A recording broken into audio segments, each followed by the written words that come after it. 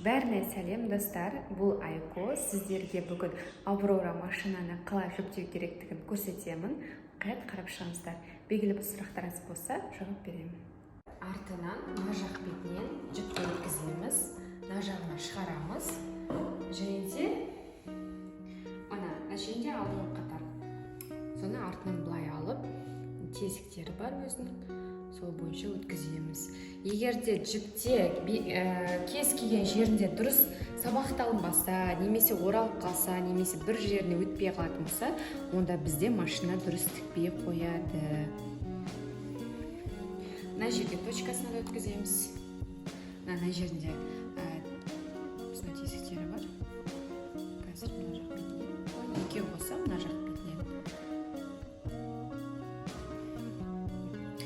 Бізде машинаның дыбысы шықпайды. Кейбір машиналар тупикал деген кішкене старый модельдегі машиналар болса, оларда кішкене дырылдайтын дауыстар шығады. Және де олардың педальдары басатын жерлері ауыр болады. Бір өткізіп қойсаңыз, кейін суырып алып өткізе бересіз. Сондықтан қазір лайфхак көрсетемін сіздерге.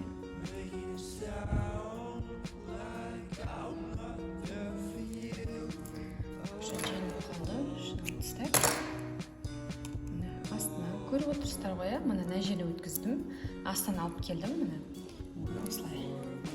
Мына жеріне барлық жеріне өткіземіз, сразу кіргіземіз, және де мына орап, мынау ине көтеріп түседі.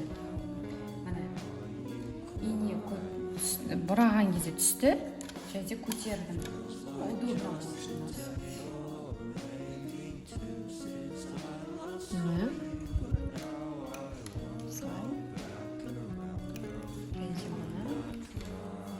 Мына жерде педалі бар. Мына жерде көтеретін түсетін педалі бар. Нені жүктеп, өткізіп аламыз. Көбісінде мынандай аппараттары темірлері болмайды. Көбісінде кішкене маған сәл ыңғайсыз туыстырады. Бұл кішкене безопасностьқа жақсы. Негізінде көбіне болу керек.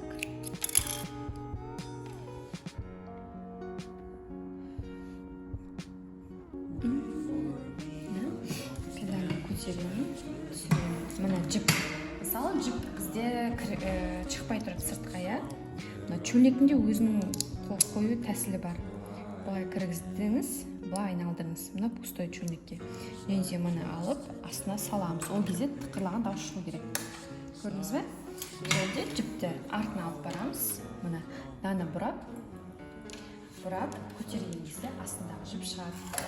Чөлнекпен бірге артына жібереміз. Сонымен біз материалды киімді тіге бастаймыз. Мына біздің қазір тартылып қалды. Тартылып қалған себебі, қайта тартылған жақсы болды, сіздерге көрсетемін. Мынаны мен қатты бұрап тастағанам, бұл тартып тігеді. Мына кішкене босатсаң, бостау тігетін болады. Мынасы бізде закрепка.